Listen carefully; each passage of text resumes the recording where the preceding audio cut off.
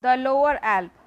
So far, my flower hunting has been confined to the upper part of the valley above a height of 11,500 feet. I now decided to camp below the gorge and explore the pastures of the middlemost portion. The day following the ascent of the rock peak, I spent resting and attending to correspondence. I had been looking forward to a visit from Mr. P. Mason, the Deputy Commissioner of Garhwal, and Mrs. Mason, but a coolie arrived with a note to say that Mrs. Mason was ill at Badrinath and that their visit would have to be cancelled.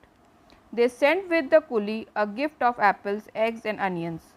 The eggs I especially welcomed, as since leaving Ranikhet I had been unable to purchase one, the reason being that the Brahmin regard chicken as unclean.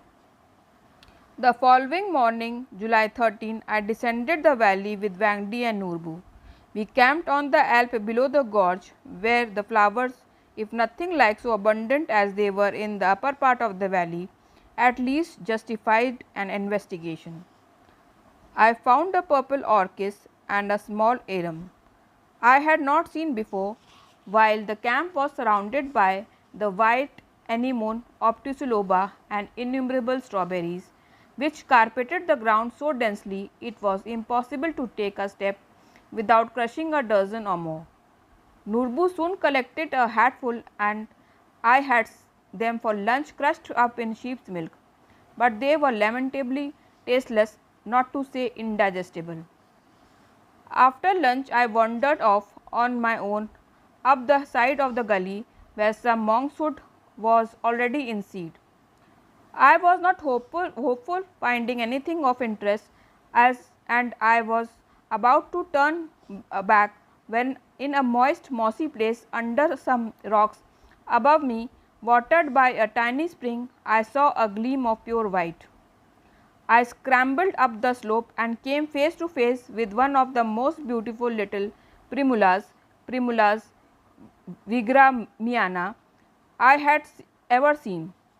There were a score or more altogether nestling amongst cushions of bright green moss. They were white with a soft butterfly like bloom on their petals, and they shone out of that shadowed place that stars fallen to earth. I had not seen this primula before, nor did I see it again. Thus encouraged, I climbed out of the gully into the forest above it. This consisted partly of deciduous trees and partly of conifers. There was also a flowering shrub which with a syringe like flower. I ascended sometimes having to force my way through undergrowth till I neared the foot of the great cliff which forms one of the jaws of the gorge. Then I stopped. I cannot quite explain why I stopped, but immediately I did so. I became aware of a stillness in which not a single leaf quivered. There was one sound, a tree cricket somewhere droning out a single monotonous note which rose and fell like the hum of the distant sawmill. But suddenly this ended, and after that the silence closed in upon me. And with the silence there came to me a curious and wholly inexplicable dread. Dread of what? I am imaginative, but not, I believe, nervous, but when I advanced a step and a twig cracked like a pistol shot beneath my foot, I jumped violently and could not explain why. I climbed for a few minutes more until I was not 50 paces from the foot of the great cliff, which loomed above me and above the forest, projecting here and there in black, slimy bulges whence water dripped with an occasional furtive patter into the forest. Perhaps it was this cliff, with its potent and somehow relentless force, that impressed itself upon me, that and the silence of the forest. Then I saw that beneath the cliff there was a cave, that had all around the cave the damp ground was trampled and crushed as though by some heavy beast. I looked at the dark mouth of this cave, and though I could see nothing, I felt that there was something looking at me, something malevolent. Had I stumbled on a bear's lair? If so, it were better not to investigate further. I was alone, and an ice axe is a poor substitute for a rifle. So I retreated, and I do not mind admitting that I cast a glance or two backwards over my shoulder. I had seen nothing and heard nothing, yet some primitive instinct told me that I had been in danger.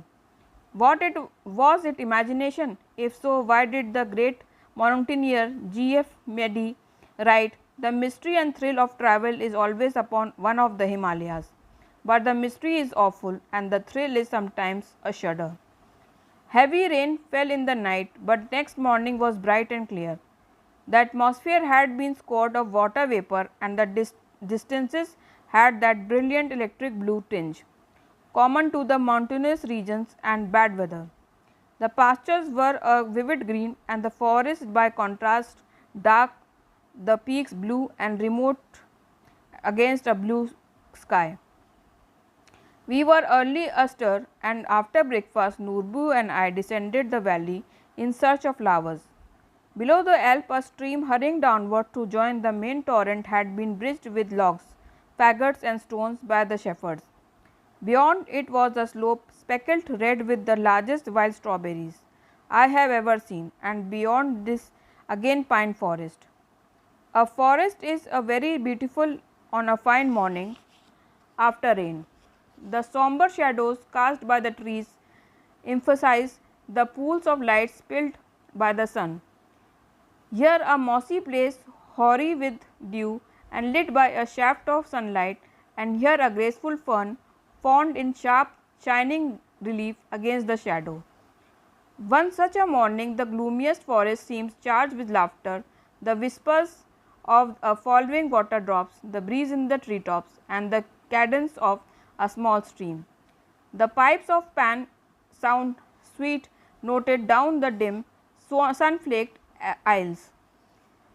There were few flowers and many ferns, but where the path emerged from the forest on to a lower alp, I found a tall Euphorbia pilosa, a yellow-green, undistinguished plant, and a purple-flowered, many-headed daisy.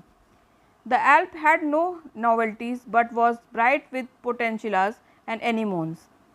I had better luck at the lower end of it, but here I discovered that the first Aquilegia vulgaris I had seen in Garhwal, a blue flower which was grown in one place only, an area of not more than 20 yards square.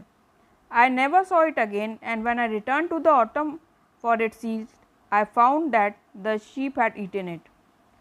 We descended toward the torrent, and there in an alcove formed by two boulders I found a blue poppy. The altitude was not more than 9,000 feet, which is usually low for this flower. Then there was a host of rosy Androsaceae primuloids running right over the boulders, a blue lathyrus, a purple motherwort, Leomorus, and a white flowered shrub with singularly long and sharp spines. But the most remarkable plant was the bright pink Erythricium strictum, which must have been a freak, as this flower is normally blue.